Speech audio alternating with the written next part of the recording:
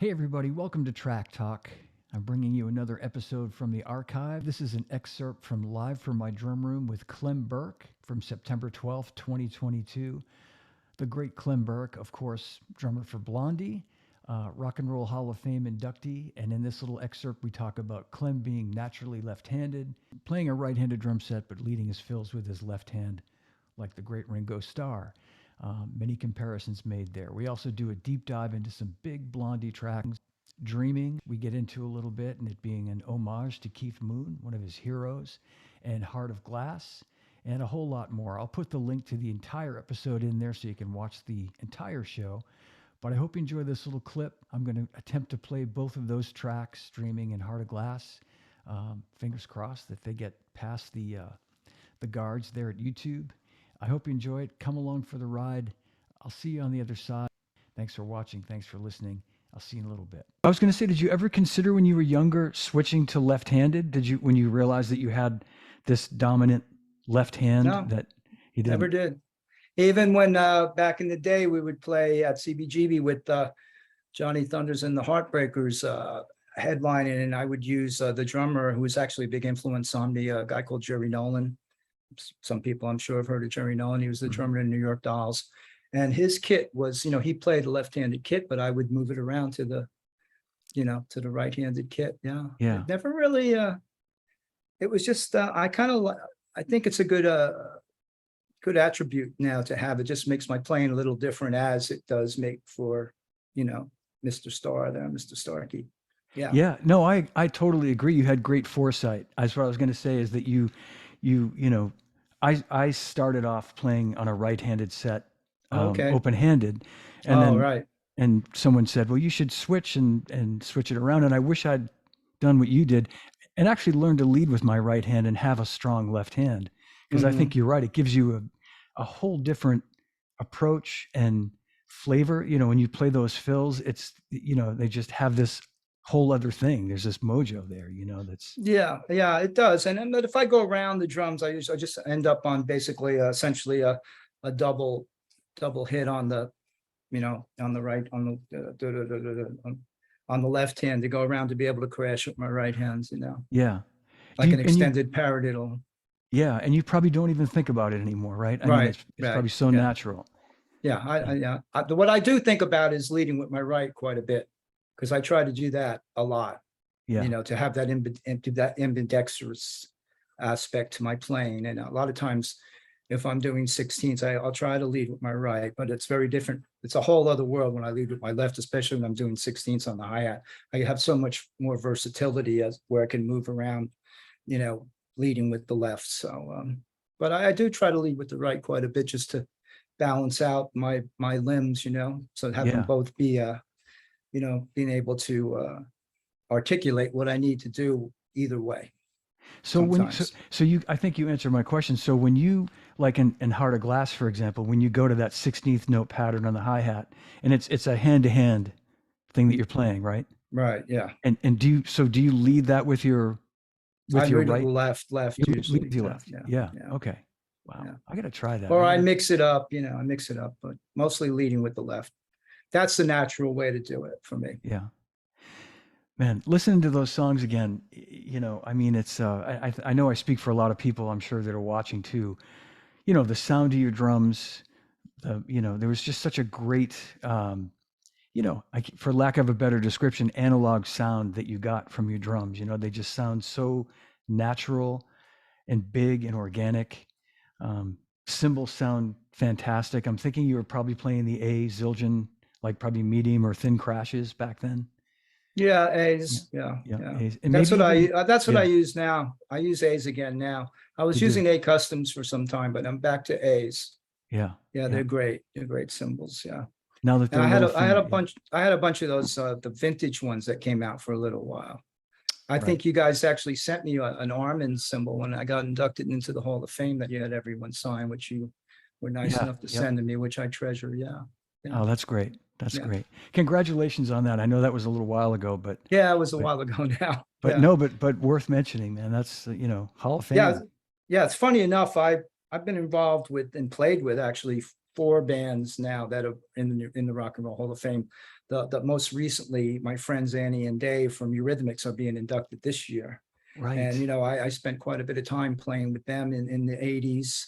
And, right before the Blondie tour, I filled in for my friend Gina Schock in the Go-Go's Yep. and did a handful of gigs with the Go-Go's. And they were inducted into the Hall of Fame. And then, of course, famously, I briefly played with the Ramones. So Blondie, Ramones, the Go-Go's, and Eurythmics are all bands that and people that I know, friends of mine. Just great to see that they're in the hall, and yeah, it's great. The Hall of Fame thing was quite an honor, That's quite an great, honor. man. And the people there are really nice. That people that run the place are great.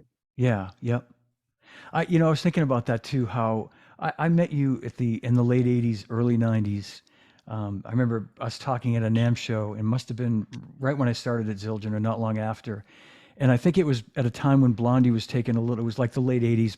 Blondie was Yeah. taking a little bit of a break, and you were playing Right. with the Romantics. And I remember, thinking, what a cool, you said, you were just very sort of nonchalant. I said, so what are you doing? And you said, well, I'm playing with the Romantics now. And I'm like, oh man, I'd kill to do that gig. I love that band, Yeah, it's a rocking band. It's a rocking band, and I feel like there was never a time whenever I would see you until, Blondie sort of restarted up again in the 90s that you weren't doing something, as you said. I mean, you were like always a working drummer.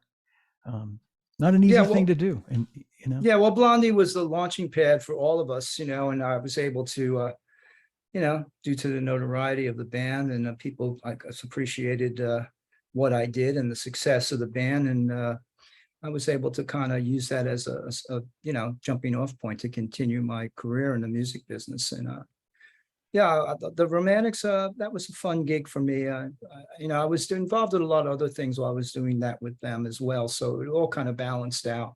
But I never stopped playing, Yeah. That's great.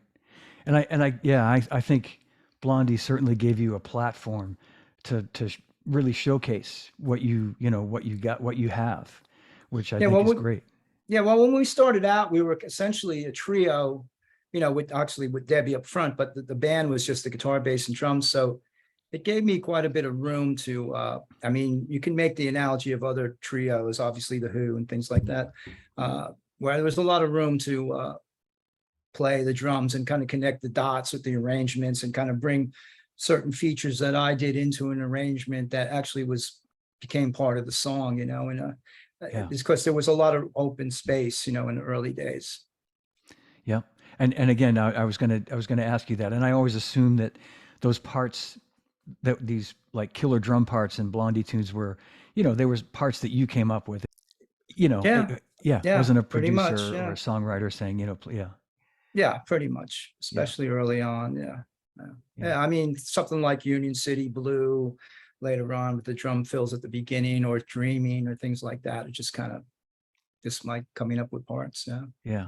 Dreaming. Okay. I'm glad you mentioned Dreaming. I was coming up on my notes here because that song is, again, I always loved it, and just listening to it while I was out running. A ridiculously great song. Yeah, it's a great song to begin with, and It's great. So is that like an homage to Keith Moon in a way? Is that like your kind of? Yeah, you could say so. But also, I think our producer at the time, Mike Chapman, who produced the first album he produced with us was Parallel Lines, which was our big breakthrough record in the States.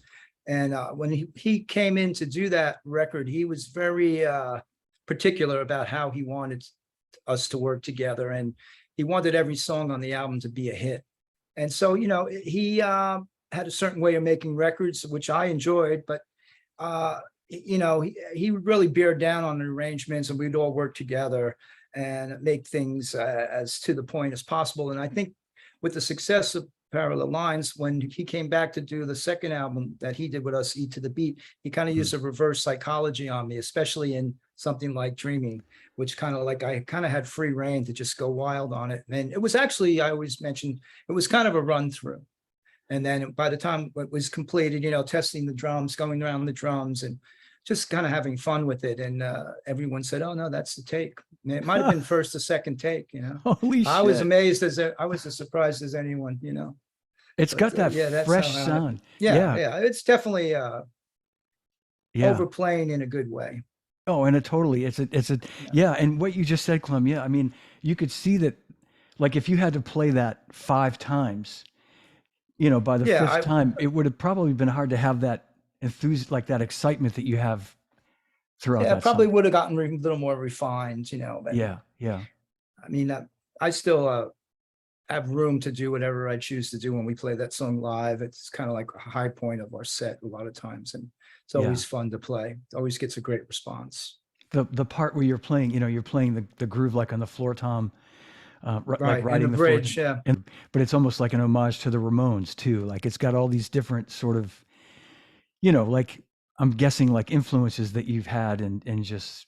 But I hear so much like Keith Moon in that, just in the verses, just the. I mean, I was influenced by Tommy Ramone, the drummer in the Ramones. I was influenced. I think everybody at back when we all were playing at CBGB, the Ramones and the Talking Heads and uh, you know, uh, Patti Smith and people like that. I think we were all influencing one another because we were all in the audience for each other's shows early Sure. on, Yeah. and picking up on different things that people were doing. And back in the day, we used to cover songs in Blondie. We would cover Ramones songs, we would cover songs by television and things like that. And there was a certain back to the roots of rock and roll aesthetic involved with all the bands there, but everybody was doing it in their own particular way. And I think we were all influencing one another.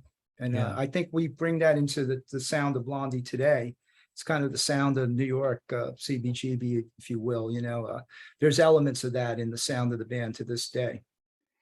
Absolutely. Yeah. Yeah. No, I mean, by all means, it's, Blondie has always had its own, sound, its own uniqueness. And it was just kind of cool for me to like really dig into these tunes with almost Yeah, there's a like lot there. fresh ears. Yeah. I mean, I knew you had a great relationship with Hal and with Earl Palmer Yes. and, how much those guys were, like all of us, influenced, but listening to their songs on the radio as kids. Right. And, Exactly.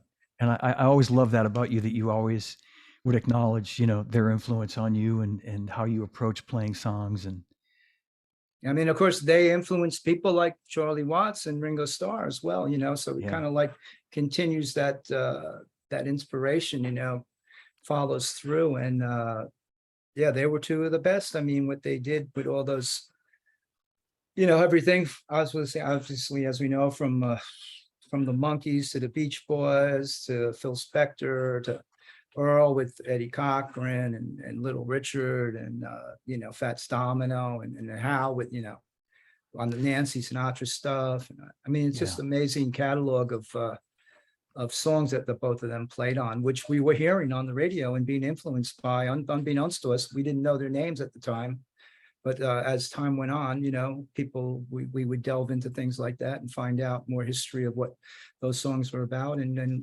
come to realize that Hal and Earl were the ones really, really influencing everyone at the time. absolutely. Yeah.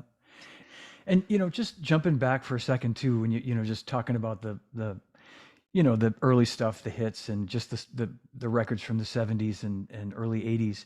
Mhm. Were you playing to, like, in a lot of those, like Heart of Glass, are you playing to a sequencer on that song? Is there a, Well, actually, it was before the days of MIDI.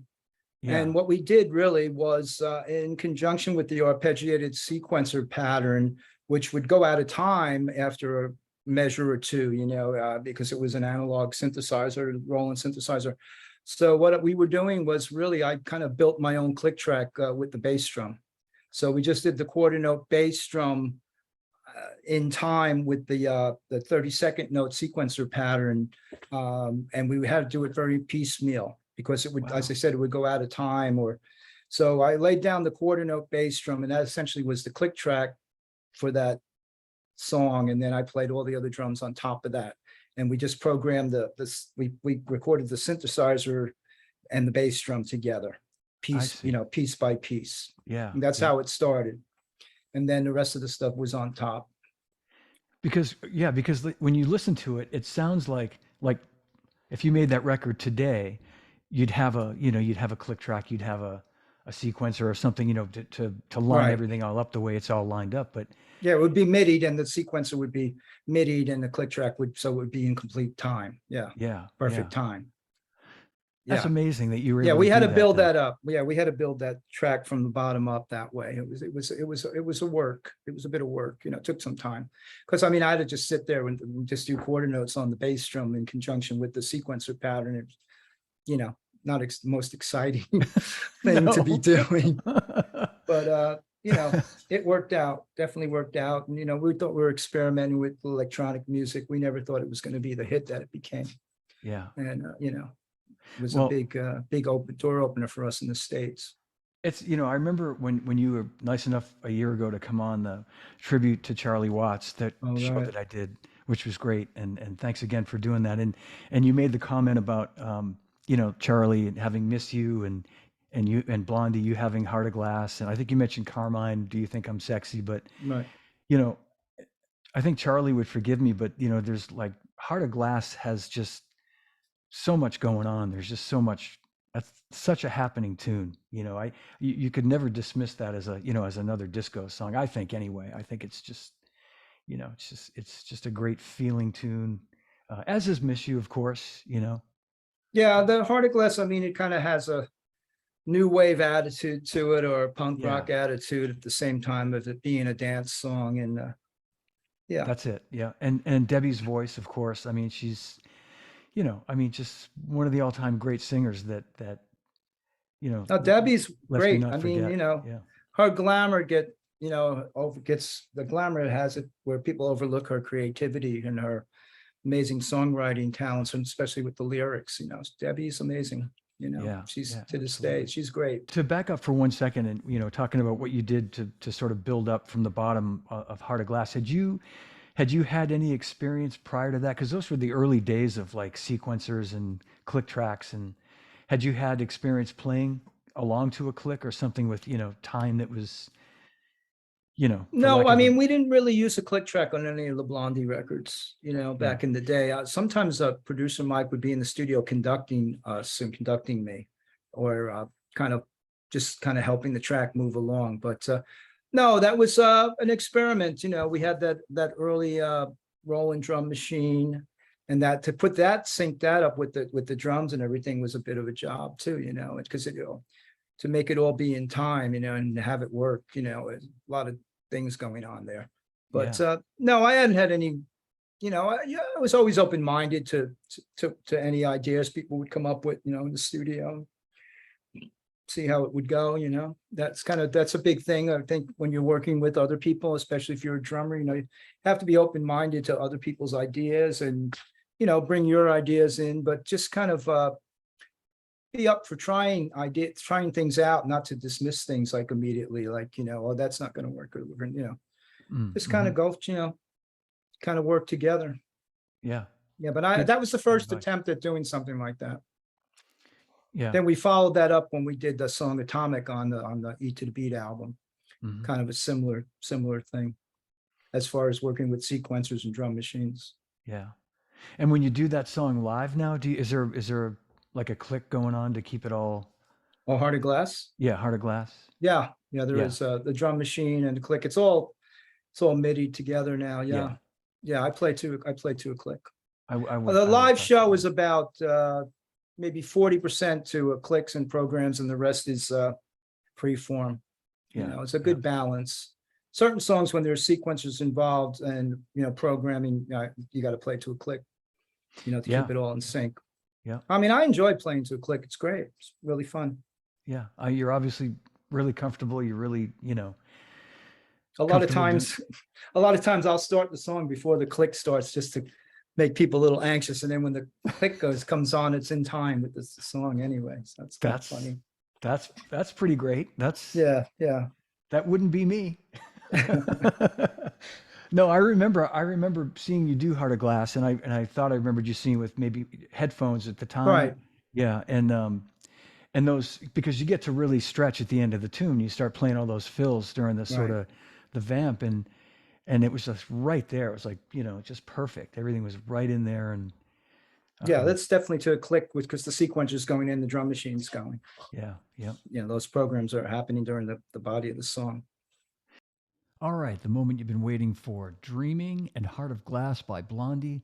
Check out Clem's homage to Keith Moon in Dreaming. He's just playing drum fills throughout the entire song. It's great. We also talk about him riding the floor tom, which is a bit of an homage to the Ramones, and Heart of Glass, those 16th notes on the hi-hat, and just some incredibly tasteful drumming all the way through. So check it out. I hope you enjoy it. I'll see you on the other side. Thanks for watching. Thanks for listening.